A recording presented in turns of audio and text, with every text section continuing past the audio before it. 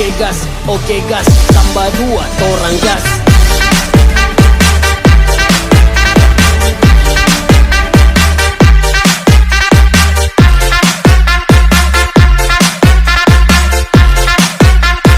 Tambah dua. Hilirisasi nanti kita laksanakan hilirisasi di semua bidang, tidak hanya di bidang tambang, tapi di bidang pertanian, di bidang perikanan, di bidang kehutanan, di semua bidang kita akan laksanakan hilirisasi.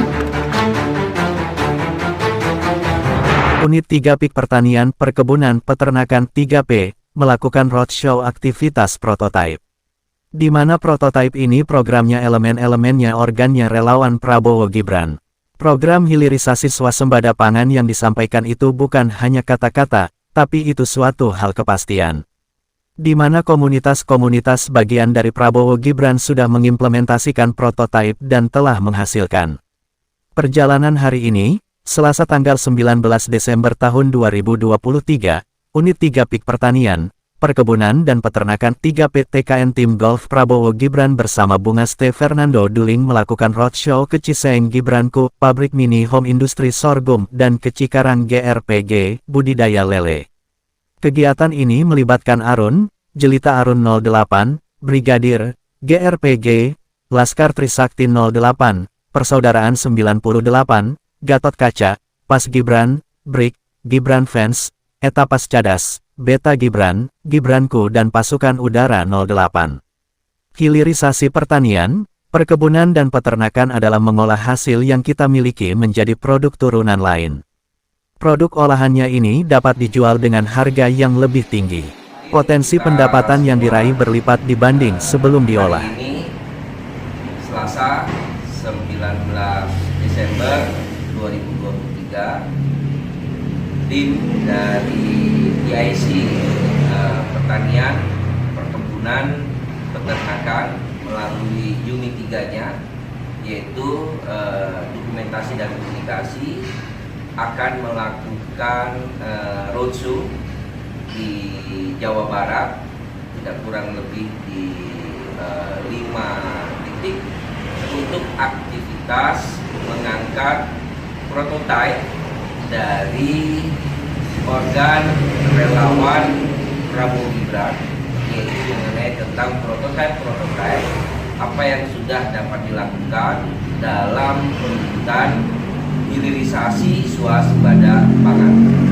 Rangkaian kegiatan ini dilakukan menuju menjelang aktivitas debat Cawapres yang akan dilakukan di tanggal 22 Desember 2023, di mana kita meyakini bahwa hilirisasi swasembada pangan dan ketahanan pangan bagi program yang tertuang dan tersirat di 8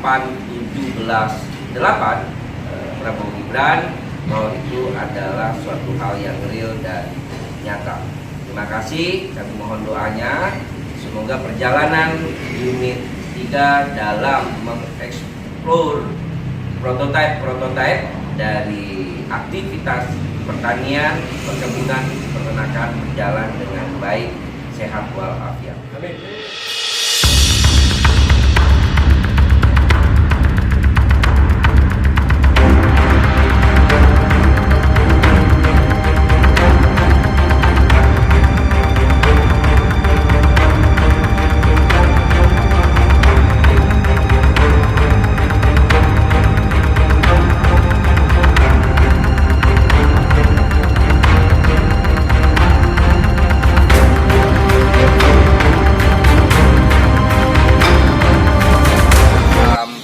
Di tempat Tambiaku Home Industry yang dimiliki oleh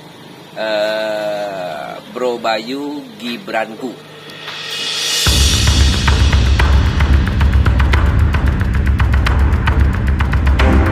Ya, selamat siang, saya Bungaste Fernando Duling, ya PIC dari Pertanian, Perkebunan, Peternakan, Tim Golf PKN. Hari ini kita sedang dalam aktivitas menggali prototipe ya, dari judul besar program Bapak kita, ya, yaitu adalah hilirisasi swasembada pangan, ketahanan pangan. Dan di depan saya ini ada anak muda keren. Wah, saya bang. Kalau dibilang Mas Bayu, Bro Bayu, pokoknya apalah yang disebut Gen Z dan milenial itu, kan jadi seperti itu. Ya, Bro Bayu sebagai anak muda, dia berani di pertanian, dia berani buka pabrik dan home industrinya yang sudah kita lihat, dan produknya itu dari bahan baku sorghum. Dan ini sebenarnya sudah masuk ke dalam turunannya ya. Udah turunan bang, betul-betul. Proses hilirisasinya ya, nih bisa dilihat ada beberapa cemilan-cemilan. Wah, ini cemilan anak muda sekali, Gen Z banget ini. Pokoknya.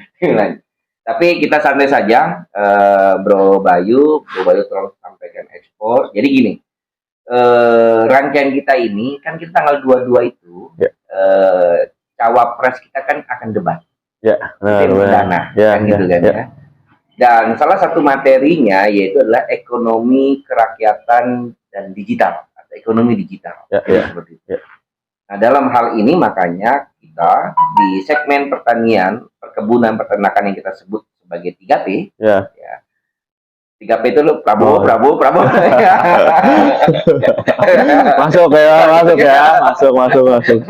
Jadi di situ bahwa semua banyak komponen-komponen itu hampir 252 yang terverifikasi ya sementara waktu di Sekber ya. Dan masih banyak lagi relawan-relawan lainnya yang Prabowo Gibran. Akhirnya kita coba ingin menggali prototipe-prototipe yang sudah berhasil dilakukan oleh para pendukung Prabowo Gibran ya di dalam organisasi relawannya.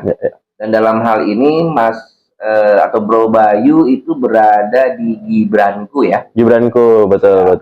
Itu mungkin lebih selepasnya saya serahkan kepada bintangnya. Wah, siap bang. Bintang bang. Ya. Terima kasih banyak Bang Nando ya udah mampir ke tempat kita ya. Maaf juga seadanya ya. Jadi ya kita merintis memang dari awal banget. Awal mulanya sih karena kita kan sama-sama orang Kalimantan ya Bang ternyata saya baru tahu juga Bang Nando orang Kalimantan juga ternyata ya. Kita di Kalsel kebetulan dulu nenek kan sering banget waktu kecil tuh bikin kudapan tuh dari sorghum sebenarnya. Terus waktu pas udah gede, nah ternyata tanaman ini tuh aku tanya ke mama ya, mah bikin dong lagi kudapannya sebenarnya gitu. Kata mama bilang, wah udah nggak ada lagi nak, karena nggak ada lagi yang nanam. Nah dari situ tuh sebenarnya ke-trigger, wah sayang banget nih, karena kan warisan daripada nenek ya. Habis itu tanaman lokal yang biasa ditanam kalau di Kalimantan Selatan tuh kita kenal ada namanya ladang berpindah ya. Jadi kayak ya udah tanam nanti pindah ke satu lahan lain lagi, nanti unsur haranya ditumbuhin lagi dan lain sebagainya. Nah singkat cerita karena tadi ya nggak ada lagi, bingung nyari bahan bakunya, akhirnya coba tanya-tanya ke dinas-dinas setempat. Ternyata emang udah nggak ada lagi nih, sampai ke bibitnya aja juga nggak ada Bang. Makanya sampai kita tuh nyari sampai ke Bali waktu itu malahan, karena saking pengennya nih menghidupkan lagi tanaman lokal yang ada karena bisa diklasifikasikan tanaman ini kan hampir punah jadinya ya kan. Kalau punah nanti generasi seterusnya nggak marahin sama gue Matambi. Nah makanya Matambi kan dimarahin ya. Tapi aku kan bahasanya nenekku ya artinya ya. Nah maka dari itu sebenarnya kita awalnya ya gambling juga awalnya, terus tuh coba karena waktu awal juga sebelum bisnis sorghum kan juga saya bisnis pertanian juga tuh jamur tiram. Terus akhirnya saya coba karena anak muda tuh kan suka gali sesuatu hal ya, terus tuh kayak ya penasarannya tuh itu tinggi banget. Nah saya termasuk orang yang di situ, dan akhirnya kita coba nanam sorghum pelan-pelan. Waktu itu juga ngembangin kan nggak mudah ya, orang juga nggak tahu apa sih sorghum juga kan. Kita jualan di Kalimantan Selatan nggak ada yang laku, kita datang ke government juga kemarin tuh agak susah nih masuk tembusnya. Akhirnya kita coba sekreatif mungkin lah gimana caranya bisa menghasilkan duit aja. Akhirnya kita coba searching, ternyata bisa, kita malah ekspor dulu Bang, bahan bakunya, bijinya itu kita ekspor dulu. Terus kan ini problem petani sebenarnya di Indonesia nih.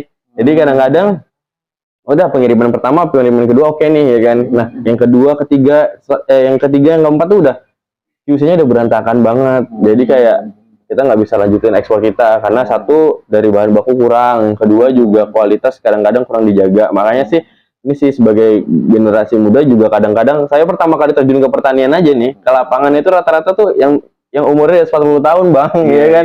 Terus kita bajak sendiri, traktor sendiri, larik sendiri, sampai olah lahan sendiri kan karena pengen tahu banget. Dan kita pikir potensi ke depan pertanian tuh oke banget. Makanya tadi abang bilang 3P, ya semuanya pasti jadi satu kesatuan ya antara pertanian, terus juga perkebunan sama peternakan juga karena kita pun di sorghum gimana caranya hasil limbah kita tuh bisa ke ternak malahan. Artinya kan kita bikin sampai zero waste lah kan atau integrated farming lah bahasanya sekarang.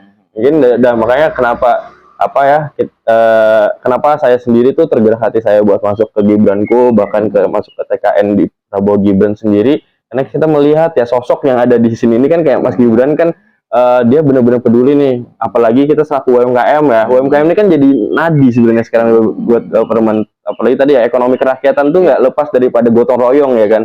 Dan kita tuh saling ngebantu dan alhamdulillah sih pemerintahan sekarang tuh oke banget menurut saya. Dan kemarin kita baru dapat penghargaan juga dari pemerintah juga di Kementerian Perindustrian, alhamdulillah kita juara 1 ya dari nasional dan itu sih yang buat kita tuh semakin yakin dah terhadap potensi pertanian di Indonesia. Khususnya ini ya kita menggalakkan petani-petani muda karena data sendiri kan ada 8 jutaan nih petani. Tapi cuma 8% yang mau jadi petani di usia muda itu. Jadi otomatis ke depannya gimana ya kalau kita nggak regenerasi dari sekarang nih Bang ya. Ke depannya kita mungkin bakal impor terus. Sedangkan sekarang aja isu-isu impor terus digalak-galakin kan. Faktanya di lapangan petaninya kurang ya kan. Itu sih yang sebenarnya kita ayo bareng-bareng nih kita pun di sini kita yakin ya di Prabowo Gibran mungkin nanti ke depan beliau akan lebih menggalakkan lagi tentang ekonomi kerakyatan sampai ke pertanian-pertanian ya galak gapoktan muda yang mungkin nantinya bisa lebih kreatif lagi. Saya pikir banyak lah anak-anak muda yang berpotensi selain saya nantinya ke depan. Gitu sih. Siap. Ya. Dikenalin dong. Ya. Bro Bayu, Ya. apa aja nih yang sudah bisa dicapai nih? Ya, nah jadi ada di Tambiaku tuh ada 9 SKU atau 9 jenis produk. Jadi awalnya banget itu garap tuh yang ini nih Bang, 2 ini, beras sama tepung dulu. Karena ini kan produk turunan paling mudah. Dari bijinya kita bikin jadi beras, terus turunannya lagi jadi tepung. Terus karena kita berkembang, market tuh sebenarnya kita paling gede sebenarnya dari Jakarta ya, Bali yang ekspatriat dulu lah. Karena yang mereka tuh benar-benar mengerti sama makanan sehat sebenarnya. Nah dari situ mereka bilang bisa nggak bikin gulanya nih atau bisa nggak bikin ini atau bikin yang lain deh kira nambahin produk lagi nih di toko-toko kami karena kita masuknya reseller.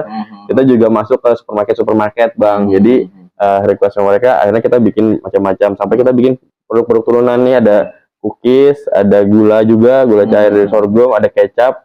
Dan ini gula brown sugar ya yang gula bubuk ya biasanya kita supply juga ke coffee shop sekarang malahan. Jadi kan di coffee shop tuh kayaknya banyak deh kayak minimal banget ada kopi susu gula aren atau gula susu gula cukup. Nah itu kita yang supply ya sekarang malahan gitu ya? Karena dia kadar glycemic indexnya juga rendah. Wah boleh nih yang buat diabetes ya? Iya cocok banget kalau GI soalnya. Oke. Mantap. Terus penemuan kita paling baru tuh sebenarnya ini ya popcorn ya. Tapi popcorn dari sorghum biasanya kan popcorn dari jagung kan. Mungkin abang bisa lihat buka aja nih, lihat kayak gini nih bentuknya lebih kecil. Nah, kalau nih kayak gini nih Bang coba aja. Mantap ini. Oke. Tapi filmnya mana ya? Jadi kan makan popcorn sambil nonton film. Ya betul. Nah ini tuh sebenarnya idenya waktu pas pandemi juga. Pandemi kan orang lagi rame banget di rumah nonton Netflix, nonton Viu dan lain sebagainya. Akhirnya kita coba bikin produk turunan dari popcorn ini karena supaya orang-orang bisa makan lagi di rumah. Jangan ngiler dulu ya. Pokoknya keren nih anak muda deh. Gitu sih Bang, terus ya, so far kita jalan terus sampai kita bertransformasi lah jadi perusahaan makanan sehat pokoknya berbahan dasar sorghum. Nanti kita kedepannya juga kita udah bikin mie dari sorghum, ada juga oatmeal gitu dari sorghum. Buat anak kos ini ya? Nah itu lagi kita riset lah, karena kan costnya lagi tinggi banget di produksian, coba kita turunin banget biar anak-anak kos tuh juga harus sehat ya kan, jangan nggak sehat dong ya kan, pokoknya maju terus lah produk lokal harusnya ya kan Bang. Jadi jangan ngebayangin sorghum itu yang tradisional gitu loh. Nah benar, benar-benar Keren gitu, udah keren. Tapi selanjutnya adalah kira-kira Bro Bayu, pesan apa nih buat generasi Bro Bayu? Ada petani. Ya, kita kan sekarang apalagi di 02 ya, Pak Prabowo sama Mas Gibran ini orang-orang yang biasa kerja ya, lebih banyak kerja daripada bicaranya malahan. Saya pikir kita pun sekarang udah buktiin di Tambiaku kita juga kerja nih ya kan, dan kita bisa bikin produk-produk turunan. Jadi anak-anak muda sekarang saya pikir dengan adanya kita, kalian harus bisa juga lebih daripada kita dong harusnya. Karena semakin banyak lagi anak muda yang bikin ide-ide kreatif, yang bikin usaha-usaha kreatif seperti ini, khususnya nanti ke depannya kan menyangkut tentang ekonomi kerakyatan juga kan. Semakin trigger itu semakin tinggi, dan akhirnya daya saing tinggi kan otomatis makin bagus lagi nih perekonomian di Indonesia. Pokoknya jangan sampai kalah lagi sama China, sama US, sama UK, apa orang-orang luar. Pokoknya anak Indonesia menurut saya pintar-pintar lah. Saya aja bisa kok, masa yang lain nggak bisa. Itu sih menurut saya, harus maju terus pokoknya. Oke, yang kedua, apa pesannya buat pemimpin muda, yaitu Mas Gibran? Wah, siap. Karena saya di Gibran gue ya, jadi saya sangat mendorong banget sama Mas Gibran. Saya percayalah dengan kepemimpinan Mas Gibran, khususnya kemarin yang udah memimpin Kota Solo, dan sampai sekarang nggak masih memimpin Kota Solo belum selesai. Beliau udah ada banyak terobosan-terobosan tuh, kayak beliau kan bikin sekolah yang las dalam air tuh, dan itu kan bagus tuh buat di luar, dan harusnya sih juga lebih diperbanyak lagi life skill ya, karena beliau tuh sangat memperhatikan banget sama life skill. Karena ya sekarang ya anak muda sekarang mungkin ya apalagi kalau nggak life skill yang harus kita tingkatkan ya. Kalau misalnya kayak gitu-gitu aja akhirnya monoton, nanti dia nggak bisa berkembang. Makanya Mas Gibran sangat fokus kepada life skill tadi. Yang kedua juga beliau kan juga fokus ke infrastruktur, kayak kemarin kan baru buka juga tuh yang PLTS ya, yang sampah itu, dan akhirnya pasti itu mau buka sih. Dan saya pikir DNA pengusaha ini cocok banget sih di government, karena pasti bisa membuka lapangan pekerjaan yang lebih luas lagi. Kita pun juga walaupun kita belum di pemerintahan atau kita nggak di pemerintahan, kita juga membuka lapangan pekerjaan kan di sini. Nah itu sih saya pikir start dari small thing, dan mereka udah oke lah para pemimpin kita ini, tinggal dilanjutkan aja lagi harusnya ya kan gitu. Iya, ngapain perubahan? udah oke banget kan sebenarnya, apalagi yang dirubah gitu. Jadi melanjutkan yang sudah baik, yang belum baik dipastikan menjadi sangat baik. Betul. Itu. Dan terakhir nih yang biasa buat anak muda penasaran ya. Omsetnya berapa, Bro? Ini kira-kira menjanjikan nggak nih ya? Itu hitting sih per tahun ya paling ya Bang. Per tahun tuh di sekitar 3,5-an lah. 3,5 M, dan 3,5 M loh. Ya, terus kita naikin, kita pengen naikin terus ya, karena pengennya sih kita bikin pabrik yang lebih besar lagi, terus juga orang-orang juga bisa tahu sorghum di mana-mana, sampai ke supermarket di daerah pun bisa masuk juga. Kalau peluang sih jangan takut sama peluang, saya pikir ya, apalagi anak muda masa takut sih, nggak boleh lah jadi pengecut ya, apalagi kita kan orang Kalimantan nih, orang merantau juga, masa kalah sih sama perantauan ya. Nah terus saya pikir juga peluang itu banyak banget. Saya dulu dari nggak tahu sama sekali sama sorghum, sampai sekarang kita punya market database sendiri. Kita pikir ini satu hal yang menjanjikan ya buat kedepannya juga, apalagi kayak bangsa makanan sehat ini makin lama makin tinggi, dan jangan takut bersaing sama produk-produk luar lah sebenarnya, karena kita sekarang pemerintah tuh benar-benar sangat mensupport banget sama produk dalam negeri ya, apalagi ada standar TKDN yang minimal berapa persen dari dalam negeri. Artinya itu udah bukti dari pemerintah kita disupport banget sama mereka pemimpin kita gitu sih. Oke ya, kita sudah dari tempatnya Bro Bayu Gibranku, yaitu Home Industri Sorghum. Sekarang kita menuju ke Cikarang, ke tempat GRPG, yaitu tentang lele. Ada apa dengan lele dan padi? Oke ya, doa sukses selalu untuk kita semua ya.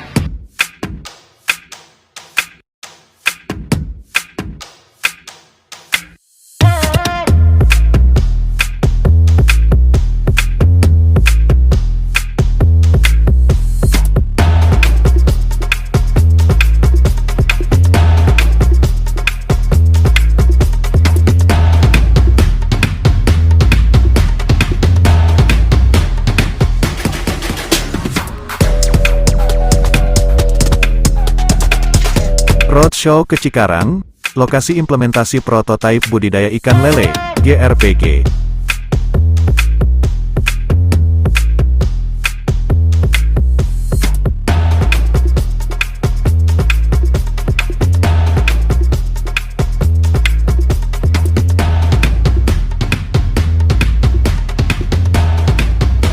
Itu kita hanya sebagai pembukaan ini karena memang kita tujuannya pemeliharaan wilayah kita supaya lebih bersih.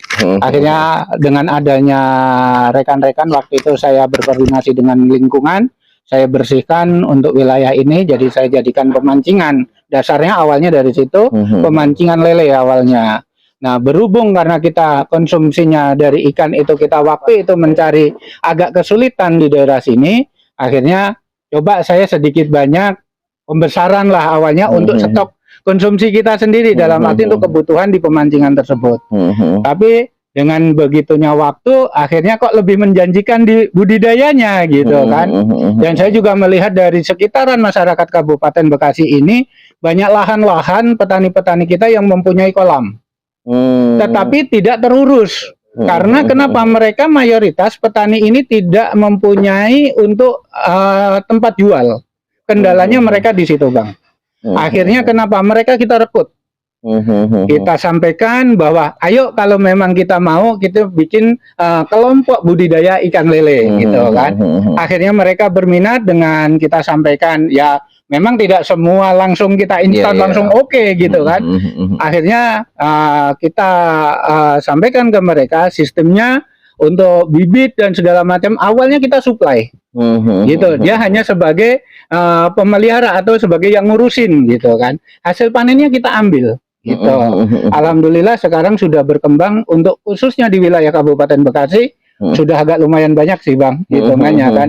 Bahkan kita konsumsi sebenarnya kami ditargetkan dalam 1 minggu itu kurang lebih sekitar 7 ton, Bang. 7 ton untuk biaya konsumsinya gitu. Mereka untuk mencukupi pasar-pasar yang ada di wilayah Bekasi Raya ini gitu kan. Cuman dengan keadaan kami, karena memang kemampuan kami terbatas, saat ini paling kurang lebih sekitar 1 minggu hampir kurang lebih sekitar 1 ton, Bang. Baru bisa tercapai di situ.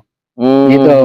Nah, dari 1 ton ini kenapa kita sekarang dibagikan dengan sistem-sistem pembagian cara pemeliharaan supaya nanti tujuannya tidak tertumpuk di satu sisi, dalam artinya kalau memang masa panen kita jadi panen semua. Akhirnya di saat ini kan kita ada kekosongan nanti kan, karena prosesnya lele ini kurang lebih sekitar sampai panen itu hampir 4 bulan, Bang. Gitu. Dari 0 bulan sampai 4 bulan itu baru masa panen raya, dalam arti sifatnya yang kita konsumsi untuk konsumsi pecel lele yang di para pasaran gitu.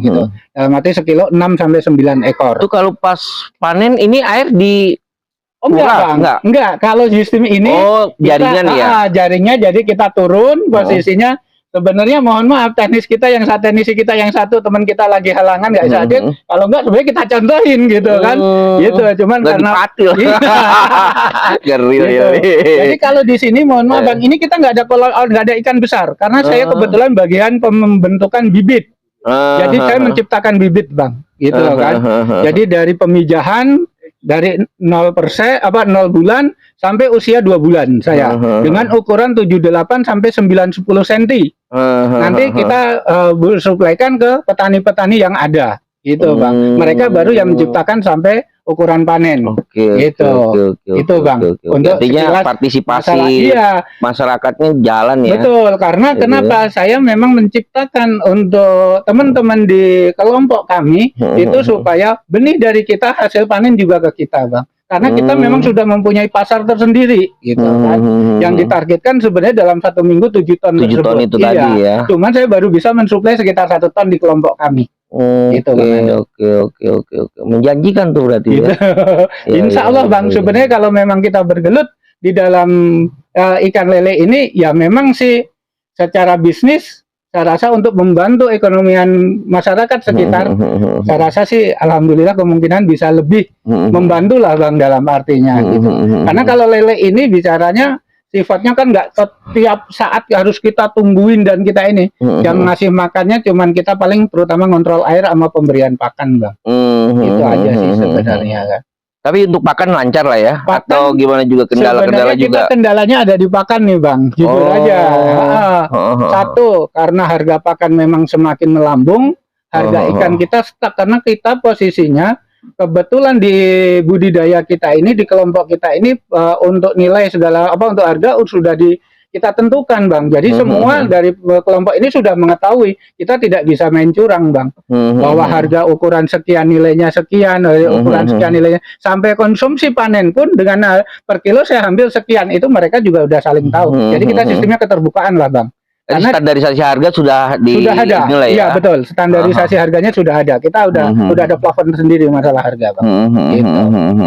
Karena tujuan kita bukan untuk semata-mata berbisnis dalam arti di perikanan ini, tetapi kita gimana caranya membantu masyarakat sekitar kita supaya mempunyai penghasilan secara tambahan Bang. Intinya tujuan kita di situ. 7 ton loh. Seminggu 7 ton. Iya. Kan itu artinya partisipasi masyarakat itu bisa dilibatkan, dan bahkan sebenarnya jangan ragu kalau ada yang mau investasi di sini kayaknya ini. Itu yang kami harapkan Bang. Berarti mari kita bersama-sama lah itu ya. Iya. Kenapa di Gerakan Relawan Pandu Garuda ini kita ngambil posisi ini, karena memang moto kita di Gerakan Relawan Pandu Garuda ini yang jelas 3 elemen yang harus kita tuntaskan ke masyarakat. Satu adalah ketahanan pangan, kedua adalah pendidikan, ketiga adalah kesehatan. Itulah target kita Gerakan Relawan Pandu Garuda di Kabupaten Bekasi ini Bang. Gitu. Tuh, Mama yang punya program kesehatan, Mama. Gitu. Di sini boleh nih ada program kesehatan nih. Saya sendiri sebagai tim posko JKN Kabupaten Bekasi. Siap. Jadi teman-teman dari masyarakat sekitar ya, kalau memang mempunyai kendala tentang BPJS, tentang permasalahan tentang kesehatan, insya Allah kita dari GRPG siap untuk membantu. Gitu. Siap. Untuk unit ambulan pun alhamdulillah kita sudah ada. Iya. Bahkan hitungannya unitnya ada di sekretariat. Nanti teman-teman dari TKN monggo kita silaturahmi di sekretariat. Biar tahu sekretariat Kabupaten Bekasi. Siap. Oh, berarti jatuhnya di sini secara administrasi Kabupaten Bekasi ya? Iya, kita Kabupaten Bekasi. Perbatasan dengan Cikarang atau gimana? Cikarang itu masuk di wilayah Kabupaten Bekasi, Bang. Oh, gitu. Oke. Nah, kita berbatasan dengan Bekasi Kota, Bang. Oh, gitu. Jadi Bekasi itu terbagi antara Bekasi Kota dan Kabupaten Bekasi. Gitu. Kalau bicara Cikarang itu nama kampung, Bang. Oh, gitu. Nama kecamatan lah. Kegiatan kita di sini seperti yang tadi saya sempat sampaikan, bahwa kita coba ingin mengungkap bahwa ada prototipe percontohan aktivitas yang sebenarnya sudah dilakukan oleh kolektif masyarakat ataupun bui-bui masyarakat, dan kita yakin itu pun juga dilakukan sebenarnya oleh elemen ataupun kelompok organisasi kita yang hari ini menjadi bagian kekuatan atau memberi dukungan kepada Pak Prabowo dan Mas Gibran ya. Jadi seperti itu. Nah, oleh karena itu kita di tim kemenangan nasional, terkhusus adalah di tim golf atau relawan ya, tim relawan BKN, yang di dalamnya itu ada segmen pertanian, perkebunan, dan peternakan. Dan saya sebagai PIC-nya, tanggung jawab terhadap hal tersebut. Nah, di dalam kegiatan itu, dalam obrolan kita kemarin, kita kan tahu nih tanggal 22 ini, itu akan ada debat Cawapres. Nah, salah satu poin dari materi debat tersebut yaitu mengenai tentang ekonomi kerakyatan dan ekonomi digital. Jadi situ. Nah, di dalam kondisi itu akhirnya kita di segmen pertanian coba ingin memprakondisikan sebelum sampai aktivitas itu tanggal 22, kita coba untuk mengekspos prototipe ya, ataupun beberapa permasalahan yang dihadapkan, bukan selalu yang sudah jadi terus dibicarakan kan gitu kan, pasti jadi itu nggak tiba-tiba bim salah bim jadi toh, jadi seperti itu pasti ada proses ininya dan sebagainya lah. Jadi di situ ya rencana rangkaian kegiatan kita memang itu adalah apa namanya, rencananya kan 3 hari 2 malam rangkaian kita berkeliling ya. Memang masih di wilayah Jawa Barat ya, masih dalam aktivitas kita di Jawa Barat. Jadi di situ, nah dari beberapa aspek, kalau ini tadi sorghum ya, makanan sorghum. Terus ini kita bicara tentang lele, di sini juga bicara tentang petani.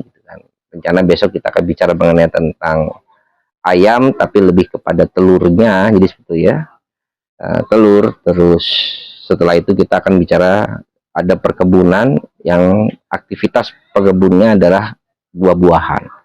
Jadi situ. Nah, sebelumnya memang kita kan sempat ada komunikasi mengenai tentang pupuk. Dan ternyata pupuk ini kan memang menjadi kendala ya, jadi masalah. Yang sementara memang kita serap, kita tangkap, itu ada 3 hal.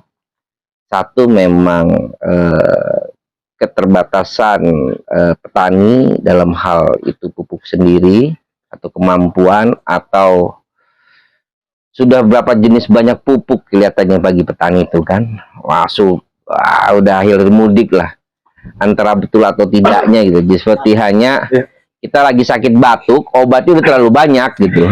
Jadi cocok-cocokan juga ternyata kan, pas sakit flu sama batuk gitu kan. Jadi, nah jadi di situ ya. Nah jadi ada aktivitas kita komunikasi dengan pemilik pupuk cendana. Dia ceritakan tentang pupuknya yang cair ya, pupuk cairnya. Jadi seperti itu. Terus capaian yang sudah dia capai dari beberapa testimoni tentunya adalah para petani ya, baik itu pekebun maupun petani tadi itu sendiri, dia sampaikan itu bagus. Jadi seperti itu. Dan ruang itu yang coba nanti akan kita sosialisasikan sebenarnya, yang akhirnya kemarin tuh kalau istilah gratis itu misalnya mau demplot gitu ya, itu hitung-hitungannya juga kan karena ini suasananya kampanye gitu ya kan, 14 itu kan kita sudah pencoblosan gitu. Jadi terhitung ketika itu dilakukan sekarang sampai menuju 14 Februari itu belum sampai kepada titik hasil panen yang maksimal, artinya sebagai alat bukti bahwa ini lebih baik dan sebagainya macam. Itu satu. Nah terus kedua, bahwa apa namanya, aktivitas ini sudah dia lakukan terhadap petani-petani yang pada umumnya juga, testimoninya juga sudah ada ya, sudah kita ini juga. Jadi seperti itu, yaitu adalah mungkin nggak sih bila subsidi gitu. Nah jadi seperti subsidi ini kan berarti harga menjadi lebih ringan ya, lebih murah, yang tentunya kan juga berbicara mengenai tentang kemampuan petani. Jadi seperti itu yang kedua. Dan yang ketiga yaitu berbicara tentang kemudahan. Kemudahan ini artinya apa sih? Mudah mendapatkannya. Karena hari ini yang terjadi itu begitu. Jika mau musim tanam, hampir rata-rata di TV itu liputannya sederhana. Tiba-tiba pupuknya nggak ada. Tiba-tiba pupuknya nggak ada. Jadi ini pupuknya yang nggak ada atau pupuknya yang habis. Kan misalnya begitu. Nah, tapi juga nggak bukan rahasia umum juga sebenarnya. Ketika kalaupun pupuk ada itu dikeluarnya itu sedikit-sedikit. Sehingga akhirnya harga pupuknya menjadi mahal, menjadi naik gitu loh. Yang harusnya dia punya uang, petani punya uang untuk beli 10 karung, akibat harga pupuk gak ada dan harga ini menaik, dia paling cuma hanya dapat berapa karung dari kebutuhan keuangannya yang ini. Itulah yang makanya akhirnya saya sempat sampaikan adalah pastikan ini mudah. Ketika memang sudah saat waktunya ini gak hilang. Jadi seperti itu. Karena memang kualitasnya bagus ya, kualitasnya bagus. Jadi seperti itu. Nah, dari situ kita memang akan putuskan bersama di tim ya. Yang jelas ini kita akan sosialisasikan. Karena kita yakin pasti, oh ya sudah kalau gitu kami dari Poktan kami pengen beli aja. Yang penting setiap kami butuh itu ada. Jadi seperti itu. Oh ya mungkin untuk coba awal-awal ini kami misalnya bisa nggak pakai ini dulu segini misalnya seperti itu atau bagaimana lah. Intinya adalah bahwa kita berupaya tentang ketersediaan pupuk. Jadi seperti itu. Nah, ini pun juga sebenarnya ada aktivitas di pakan. Jadi sudah ada aktivitas di pakan. Jadi itu. Nah, jadi dari rangkaian tadi yang saya coba sharingkan dan sebagainya macam, ya, dari prototipe-prototipe yang ada. Lagi-lagi ketika ini mappingnya, pendataannya, pemetaannya tepat, ternyata terinteraksi satu dengan yang lainnya. Jadi gitu. Menjadi ekosistem. Menjadi ekosistem. Cuman kan problemnya hari ini belum saling kenal aja. Sayang, udah sama-sama di satu visi keinginan yang sama, itu Pak Prabowo dan Mas Gibran gitu. Kita nggak saling kenal, tuh sayang. Jadi gitu loh. Karena kalau berharap pengen jadi tim pemenangan, nggak ada apa juga jadi namanya relawan kan gitu. Waalaikumsalam. Jadi seperti itu. Tapi manfaatnya adalah apa? Semakin banyak mengenal, semakin luas dan semakin ada nilai potensi tukar pemikiran. Jadi gitu. Oh, di sini ada ininya nih. Oh, di sini ada ininya nih. Di sini kayak pupuk kita aja kemarin tuh pas obrol-obrolan, bahan kami dari susu gitu. Lalu saya bilang, saya punya peternak sapinya, saya bilang. Jadi saya punya peternak sapinya. Jadi gitu loh. Nah, nanti ya sudah kalau gitu, kalau kita juga sudah mulai mengalami kendala krisis susu dan sebagainya macam, susunya kita yang ambil. Ini kan juga bukan susu yang harus betul-betul konsumsi murni, itu kan enggak ya. Tapi dia bilang susu-susu yang sudah agak ini juga nggak apa-apa, kan ini kan buat pupuk. Jadi ini buat pupuk, bukan untuk dikonsumsi minum ya. Jadi seperti itu. Nah, itu ya. Terus kedua, dia bilang adalah bahwa dia punya obat ya, yang masih satu produk merek dengan cendananya, jadi seperti itu, yaitu untuk petelur, ayam petelur, telurnya itu mampu bertahan cukup beberapa lama. Jadi seperti itu. Jadi dalam sekian hari ini dia tidak langsung mencair itunya ya, dalamnya itu. Lagi saya bilang, saya juga ada apa namanya peternak ayam petelur, saya bilang. Nah, jadi udah langsung aja connect gitu loh. Jadi seperti itu. Nah, kalau bicara tentang petaninya, wah kayaknya banyak. Semua kemarin memberi laporan ada di sini, ada di sini, ada di sini, ada di sini. Nah, itu kan jelas tuh saya bilang. Nah, jadi itu kan jelas. Gitu. Jadi akhirnya satu dengan yang lainnya semua saling apa namanya menguatkan dan keterikatan dengan harapan karena ini berada dalam satu atap, satu semangat yang sama, gitu ya, satu semangat yang sama, sehingga rasa saling membantu, rasa saling jujur untuk satu dengan yang lainnya, mudah-mudahan itu bisa ini gitu, bisa lebih baik lah ya, karena kayak gitu bisa lebih baik. Ditambah lagi akhirnya ketika sistem pemetaan ini betul-betul berjalan, jaringnya terbentuk gitu kan, dan ketika beliau solid dalam hal ini bicara tentang diizinkanlah memang sebagai, atau bahasanya udah wayahe kan gitu kan, yang ke-8, yaitu ke-8 sistemnya tinggal masuk, udah itu. Jadi nggak mulai dari nol, nggak mulai dari nol. Jadi dengan aktivitas kita ini kita menunjukkan bahwa kita tidak sedang dari nol. Jadi gitu loh. Mau bicara tentang swasembada pangan, bicara tentang ketahanan pangan, kita tidak mulai dari nol. Saya yakin bahwa apa yang disampaikan hari ini mengenai tentang program hilirisasi, swasembada pangan, ketahanan pangan, gitu ya, itu bukan isapan jempol, itu bukan isapan jempol. Hanya butuh sentuhan sekali dua kali saja kok. Sekali itu adalah pemetaan yang tepat, kedua kalinya adalah keperpihakan sistem. Keperpihakan sistem. Jadi gitu. Nah, keperpihakan sistem ini kita tanggapnya kan apa? Tidak sedikit pun pidato yang disampaikan oleh Pak Prabowo ya, secara moralnya, secara tanggung jawab keilmuannya, kan dia nyampein di depan umum, semua orang dengar gitu. Kalau di kemudian hari jadi dan tidak menjalankan, berarti kan dusta kan gitu. Dan itu kan juga pasti ada hukuman alam sendirinya lah. Jadi seperti itu. Jadi seperti itu misalnya.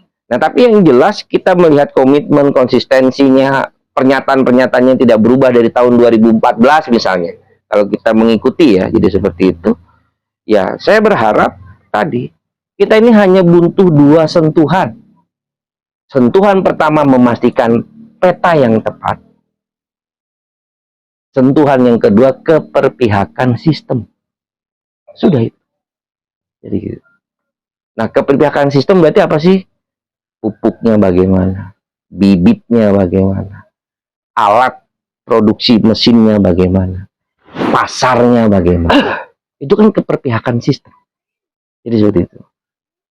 Jadi itu. Nah, kalaupun keperpihakan sistem ada, tapi mappingnya tidak tepat, ya, nggak tepat sasaran, uangnya turun untuk beli bibit gitu loh. Tapi bibitnya nggak kemana. Gitu. Bibitnya bibit apa itu? Kan begitu ya, namanya bibit. Jadi di situ.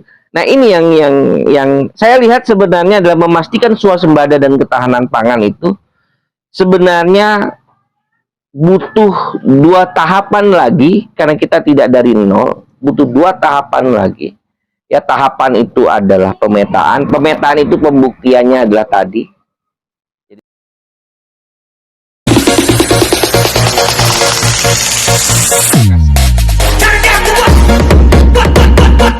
Jadi ada petani, ada peternak lele, ya. Oke, sekarang lanjut kita kepada pembiakan yang lebih besar. Oke ya. Yuk.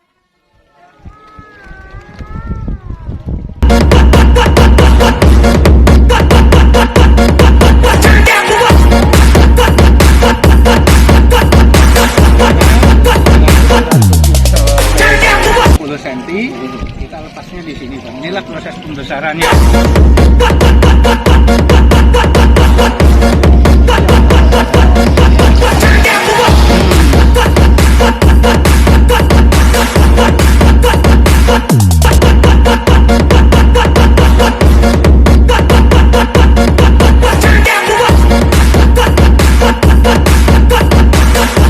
Halo, pagi. Kita hari ini dan tadi kita bermalam itu di MPC ya, Gerakan Relawan Pandu Garuda, GRPG. Masih dalam satu ruangan yang sama, yaitu sama-sama di Cikarang, Kabupaten Bekasi. Lihat suasana paginya luar biasa. Buat teman-teman GRPG, langsung di depan di danau, kita berpikir adalah villa. Kita berpikir ini seperti villa gitu ya, tapi saya nggak tahu apakah semua sama seperti saya, mungkin atau saya yang kuno atau bagaimana ini ya. Tapi terus terang saya baru tahu bahwa di Bekasi itu ternyata banyak lahan sawah ya. Betul. Jadi gitu, lahan-lahan sawah gitu ya. Dan saya ngebayangin kalau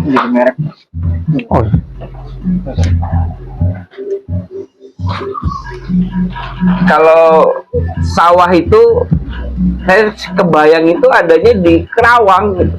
Ternyata di Bekasi ya, itu Bekasi. Ternyata masih ya, walaupun memang sudah banyak yang berubah ya, tapi kita masih lihat banyak lahan-lahan yang berpotensi sebagai sawah.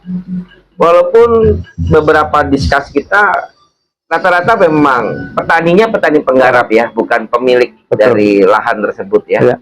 Jadi seperti itu. Bang, coba dong ceritain dong Bang, ini suasana yang ini nih kayak menarik banget. Kita danaunya, terus langsung berhadapan dengan sawah. Terus peran GRPG di dalam memanage dan memanajemen inilah. Ya. Jadi seperti itu. Ya, makasih Bang Nanda.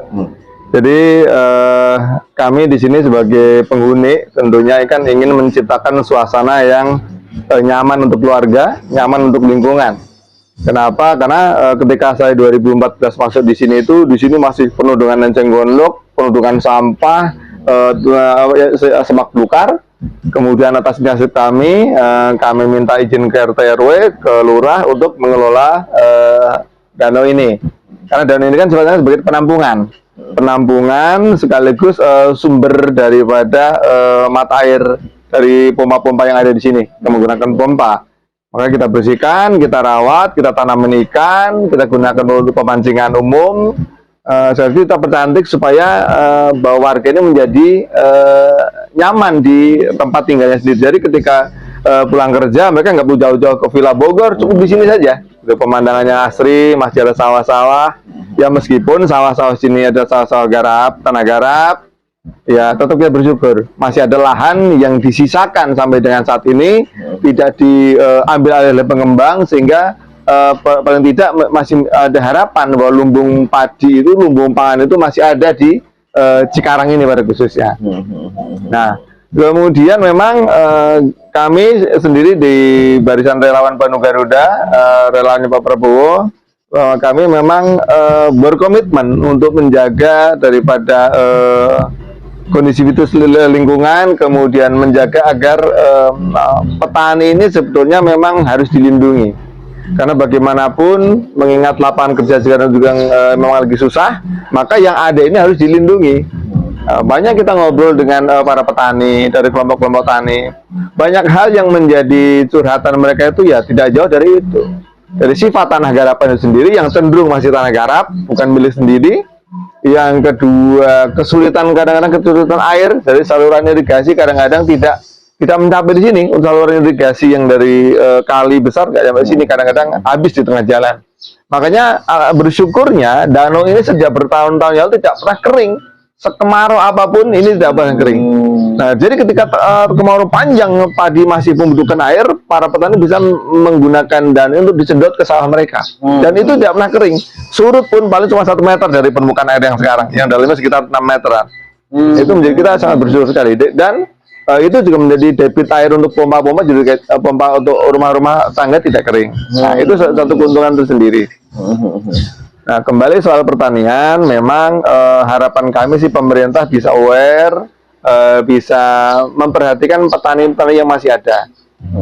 Kami sebagai keturunan petani tentu akan sangat miris kalau sampai petani-petani nanti habis karena adanya bangunan-bangunan tembok beton yang mengganti daripada lahan pertanian tadi. Sehingga bisa kita bayangkan kalau Bekasi yang dulu juga lumbung padi sekarang bergeser menjadi Kerawang lumbung padi, nanti Bekasi bisa jadi lumbung perumahan. Jadi padi itu nanti pasti kita khawatirkan kita hanya akan makan daripada beras impor, dan itu sangat merugikan sekali petani. Makanya concern kami dengan adanya pencalonan Pak Prabowo kembali ini membawa harapan bagi kami supaya beliau benar-benar memperhatikan para petani di kelak ketika beliau diberikan amanah oleh Allah untuk memimpin bangsa ini. Iya. Pernah nggak, Bang, dalam satu momentum proses ini sudah ada ya, sudah seperti ini, di depan kita itu sawah itu ya, itu padinya menguning dengan kondisi danau itu, pernah ada momentumnya nggak? Oh, hampir setiap tanam pasti kita melihatnya. Iya. Itu jadi kayak tempat wisata sendiri itu ya. Betul. Betul. Kita sangat menikmati. Makanya kita nggak pernah kita wisata jauh-jauh. Di sini aja, naik aja ke atap, kita pandang sepanjang sejauh memandang. Itu indah banget. Iya.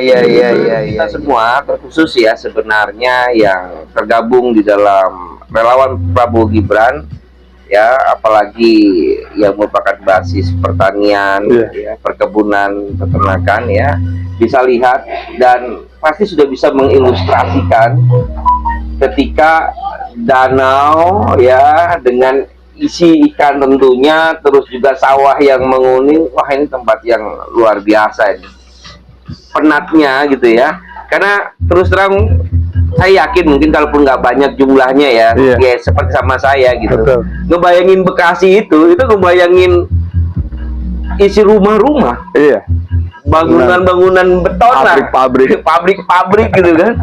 Tapi wah, ada inilah yang sangat luar biasa, sangat luar biasa di tengah-tengah kondisi padatnya. Ngebayangin keluar rumah aja macetnya bagaimana dan sebagainya macam ya. Tapi asik juga, Bang, maksud saya, Bang. Nah, tinggal selain tadi apa yang kita sampaikan, Bang, yang tadi juga Abang telah utarakan ya, kan kita ini tanggal 22 nih, Bang, itu kan ada debat Cawapres. Debat Cawapres yang perdana ya, cawapres ya. Kira-kira, Bang, Karena materinya itu salah satu diantaranya adalah tentang ekonomi kerakyatan dan ekonomi digital. Ya. Walaupun kita ini berada di dalam segmen pertanian, perkebunan, dan peternakan, Ya. ya, kira-kira apa Bang yang ingin Abang utarakan dan Abang sampaikan Bang? Minimal mungkin jadi masukan dan pandangan lah buat kawan-kawan, terkhusus para pembisik ya, dalam apa namanya, memastikan apa yang akan disampaikan oleh Mas Gibran sebagai cawapres ya, itu menjadi baik lah. Ya. Baik, bagi saya Mas Gibran memang dibandingkan dengan dua kandidat yang lain kalah secara jumlah usia, betul ya. Mas Gibran lahir di era di mana hari ini bukan lagi era-era tradisional zaman dulu. Kita sudah dituntut dengan modernisasi, baik itu dari segi digital, teknologi. Teknologi pun bisa meliputi teknologi pertanian, segala macam, teknologi perikanan, pengolahan bahan atau turunan-turunan daripada hasil hasil pertanian dan perikanan dan perkebunan. Artinya kami berharap Mas Gibran ini menjadi tonggak di mana para generasi muda ini menjadi aware terhadap apa-apa yang dahulu dilestarikan oleh para orang tuanya, ya mungkin oleh kakeknya, oleh buyutnya, yaitu apa? Pertanian, perkebunan, dan peternakan.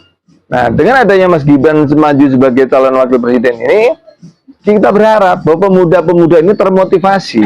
Termotivasi bukan hanya karena tergiur atau terbawa arus daripada globalisasi, arus daripada digitalisasi, tetapi bisa menggunakan globalisasi dan digitalisasi itu untuk bangkit dan kemudian menginovasikan skillnya untuk menjadi pelaku di dalam industri pertanian, perkebunan, dan juga peternakan.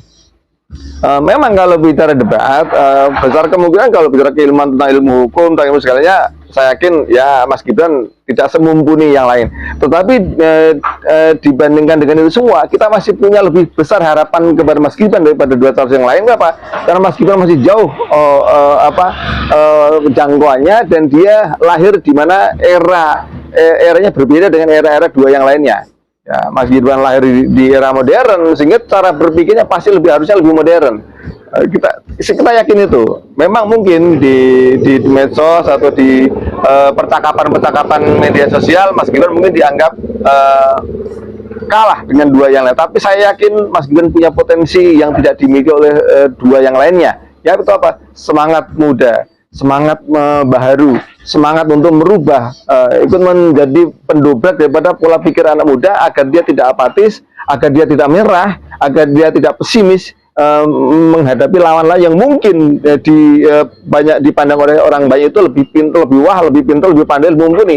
Tapi sebagai orang muda, kita harus punya semangat pembaru. Kita adalah agen perubahan. Berarti kita harus menjadi contoh bagi generasi muda yang lainnya yang belum menentukan pilihan, bahwa walaupun saya masih muda, saya masih kalah secara jumlah usia, tapi saya punya potensi untuk membangun bangsa ini dengan jiwa mudanya.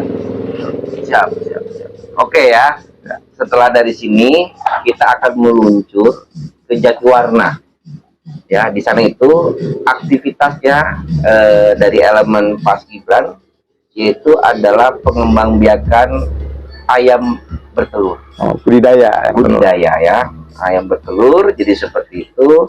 Nanti kita sama-sama ya menyaksikan. Tapi dasar dari semua rangkaian ini, kita mau berikan pesan adalah apa yang disampaikan oleh Pak Prabowo dan Mas Gibran yang sudah terkonsepkan di dalam 8-17-8. Di dalamnya tertuang tentang hilirisasi, swasembada pangan, ketahanan pangan, itu bukan kata-kata.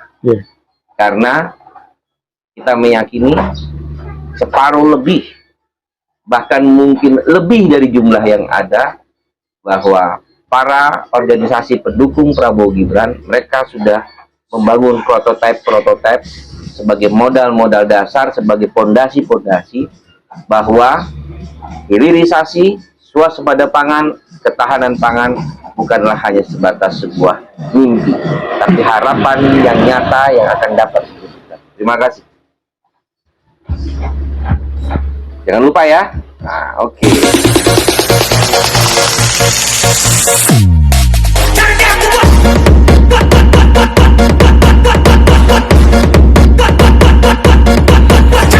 Sekarang kita akan meluncur ke Jatiwarna, ke tempatnya Bang Mulyadi. Di sana sudah ditunggu juga.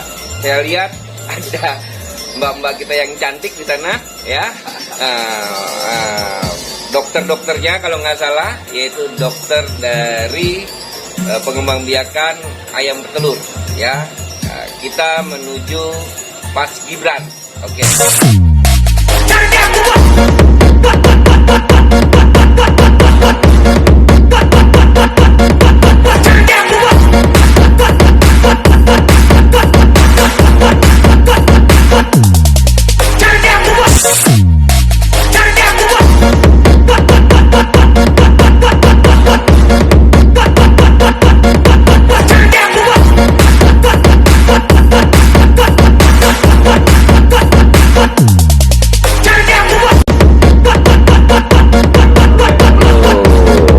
Akhirnya kita sampai, walaupun tadi agak deg-degan bawa mobilnya Bang Mulyadi, karena lupa manual kan, biasa metik manual. Yang ininya ini pekerja keras dia, semalam begadang. Ya, biasa. Oke, kita sudah sampai di Paskibran, ya Bang Mulyadi.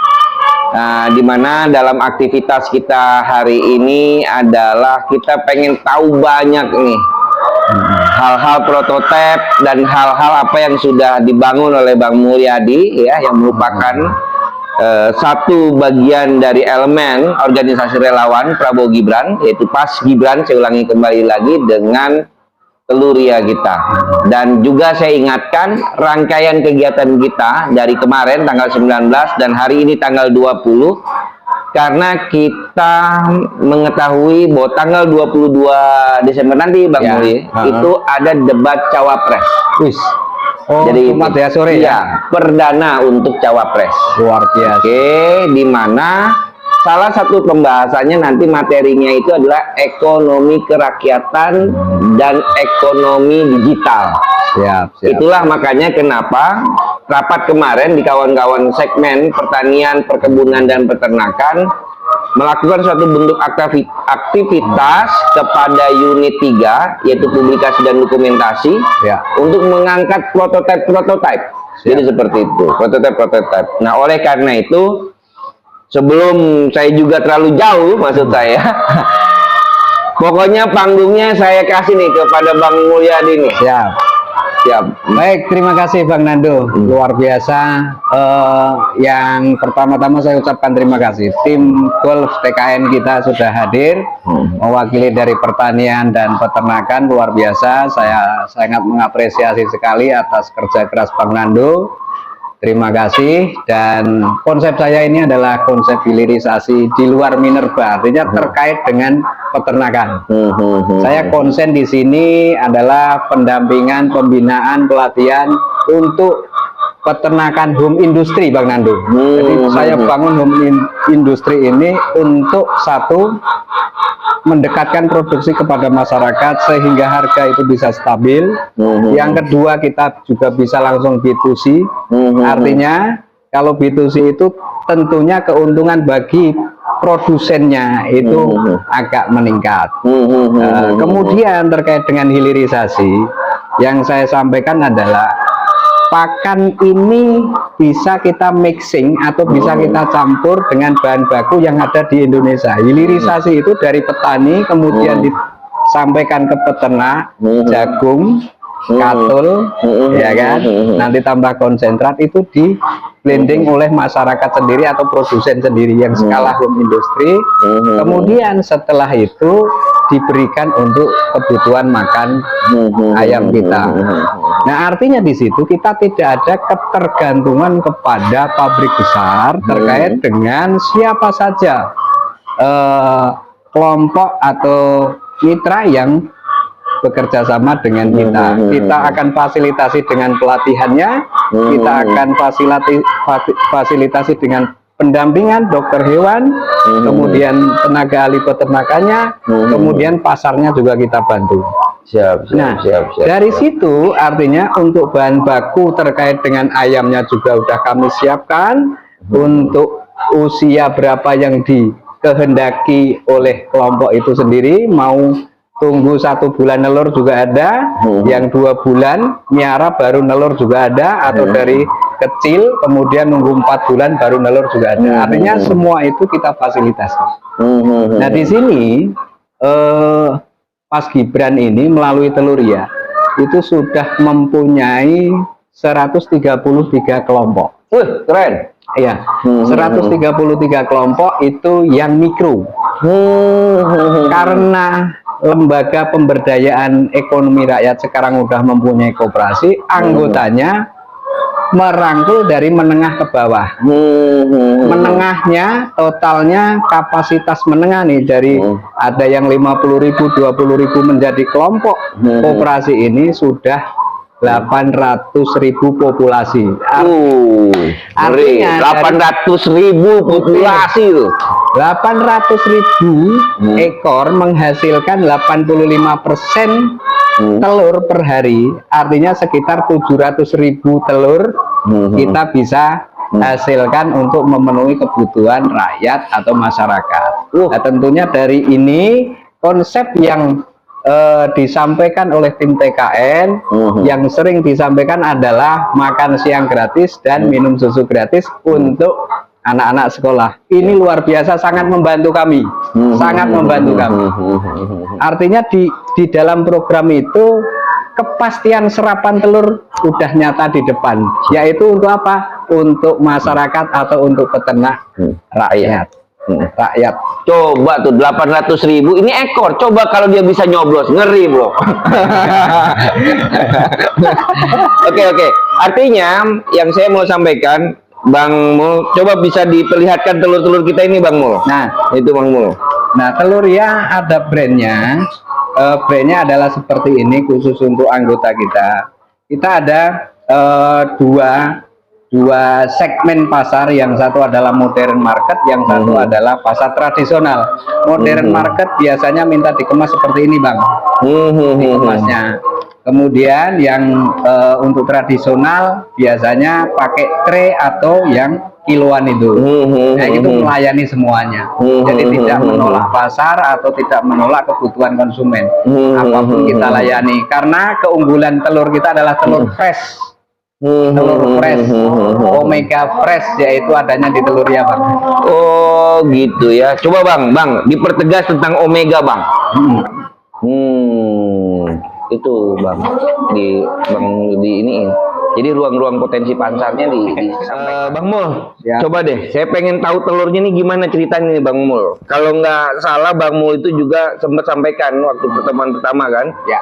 Dan saya sempat baca itu ada di aktivitas brosurnya Bang Mul pada saat penjelasan itu tentang stunting Bang Mul. Oke, stunting. Ya, jadi saya juga akhirnya telur kan sarana utama. Kandungan protein yang sangat tinggi, kemudian untuk mengentaskan stunting itu sehingga stunting itu makin berkurang, syukur-syukur nanti di tahun berikutnya udah nggak ada yang stunting di Indonesia. Nah, bagus banget. Nah, stunting untuk di tahun 2003 ini kami juga salah satunya koperasi yang ikut berkontribusi dengan program itu Bang. Kaitannya dengan telurnya, ayamnya juga. Jadi paketan stunting itu ayam dan telur, karena tidak terpisahkan antara ayam dan telur itu satu Bang. Walaupun ada istilah mana duluan ya, telur dan ayam. Mau memperdebatkan, yang penting terjual dulu Mas. Iya.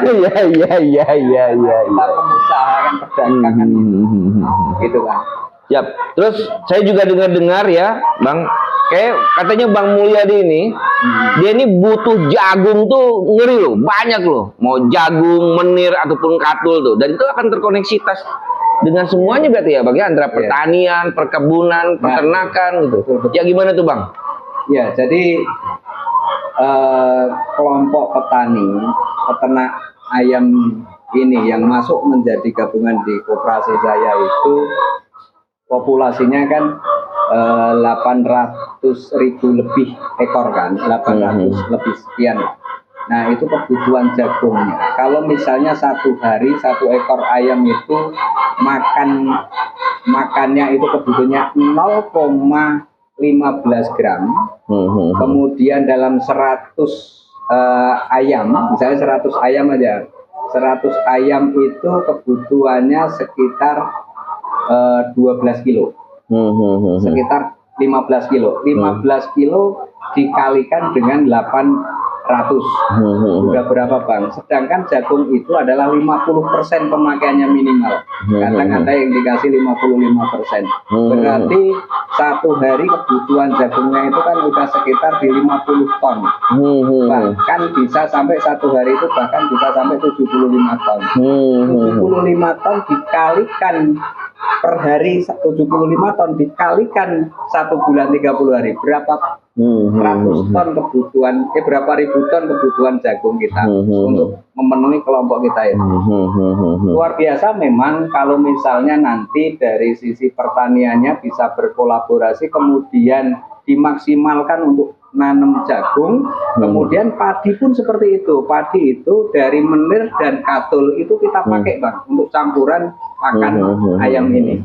Artinya kan dari sisi pertaniannya, kemudian hasilnya nanti kita serap, kemudian menjadi telur juga dikembalikan lagi ke petani kan, ibarat kata ini hilirisasi yang sangat indah. Close loop kita. Siap. Bang Nando. Dan tadi kan Bang, waktu awal kan saya sempat bilang kan, bahwa rangkaian kita ini karena ada satu cerita. Tanggal 22 Desember ya, besok ya itu ya. Ya, itu yang tentang debat cawapres yang tentunya di situ ada pasangan kita, yaitu asal pasangan Pak Prabowo ya Mas Gibran ya.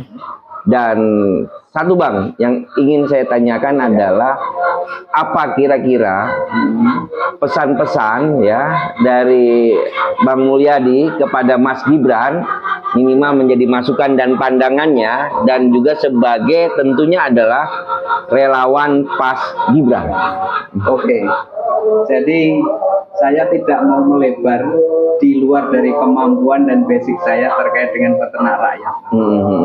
Yang terpenting bagi kami, perjuangan kami sudah kami lakukan membangun closed loop atau membangun namanya hilirisasi di pangan, khususnya di peternakan ayam.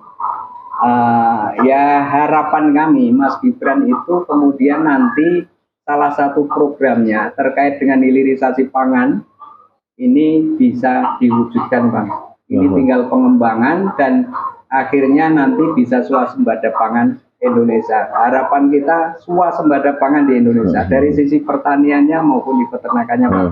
Karena tanpa kedaulatan pangan Indonesia akan sangat kropos. Kalau kekuatan pangannya di Indonesia itu dipertahankan, dimaksimalkan, alhamdulillah jayalah Indonesia di masa depan. Gitu Bang.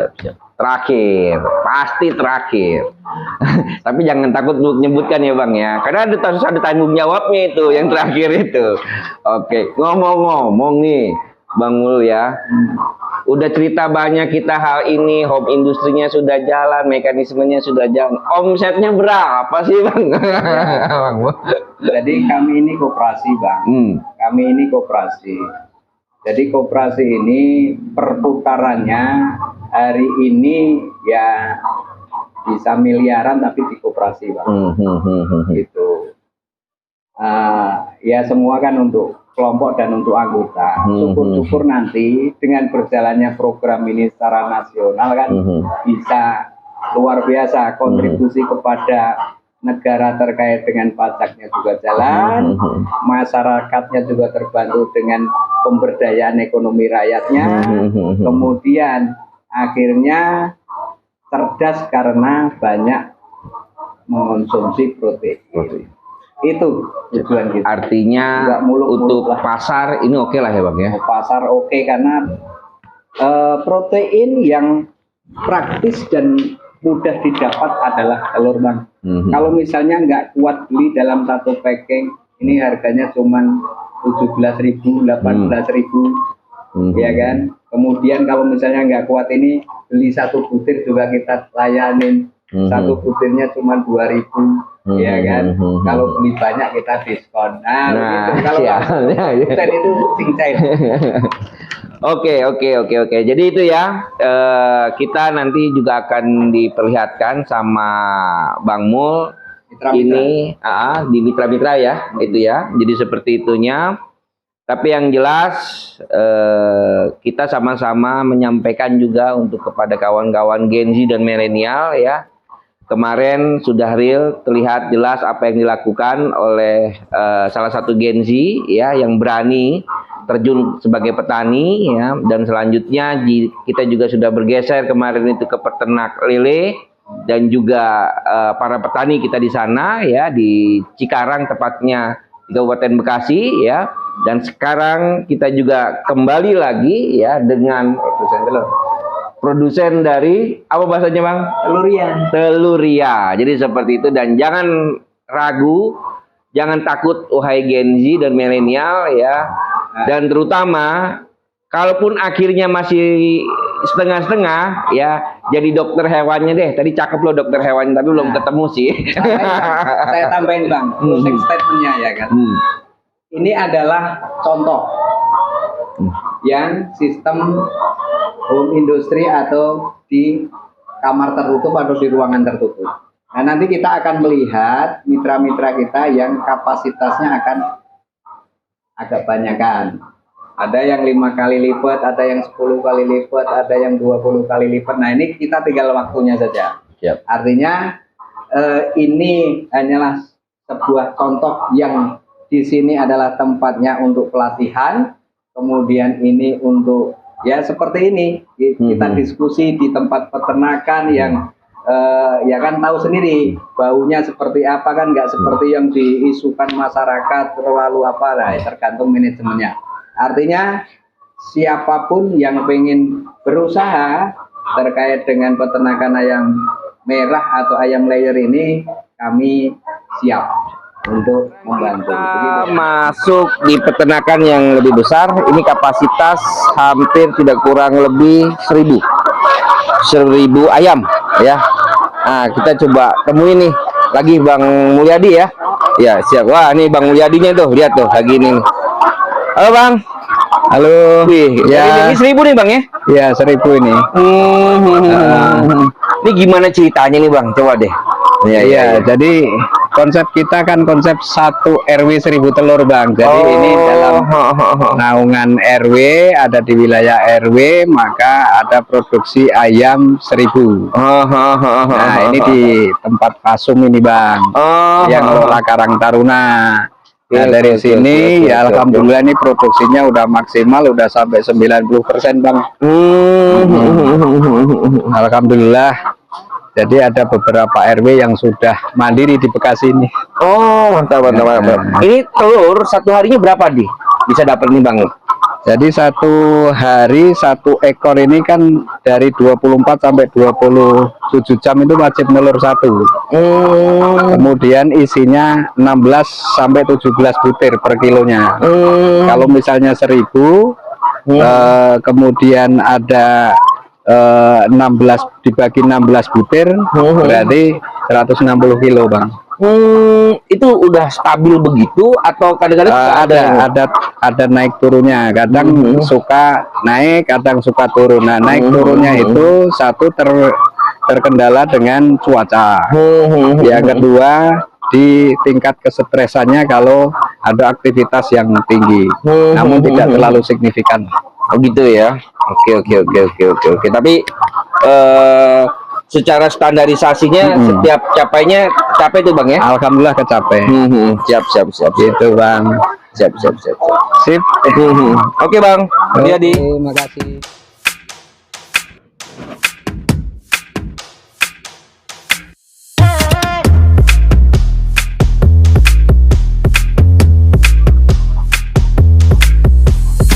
Sekarang kita sudah selesai di tempatnya Bang Mulyadi di Paskibran ya. Kita sudah dibawa di beberapa pos-pos dan produktivitas ayam betelurnya ya. Sekarang kita akan menuju ke Subang. Ada apa di Subang? Yang jelas di sana ada perkebunan dan kita akan datang ke tempat organisasi relawan Prabowo Gibran, yaitu adalah Etapas Cadas. Oke ya, doakan supaya kita selamat sampai tujuan besok. Terima kasih.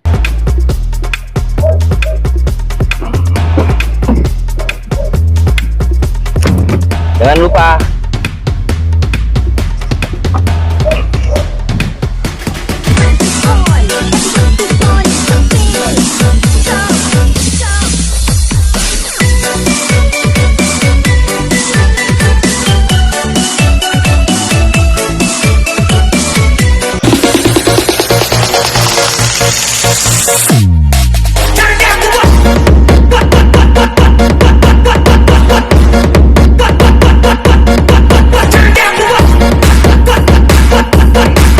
sampai di Subang. Malam ini kita istirahat dulu di sini ya. Besok pagi kita akan ke Etapas Cadas, dan malam ini kita mau rapiin dulu semua data-data ya, data-data kita, karena kita akan buat prakondisi buat tanggal 22, yaitu pada saat kita akan nonton bersama, yaitu debat Cawapres ya. Dan sebelumnya akan kita putarkan dokumenter dari perjalanan prototipe dari aktivitas unit 3 publikasi dan dokumentasi segmen pertanian, perkebunan, dan peternakan. Ya sudah, kita istirahat ya.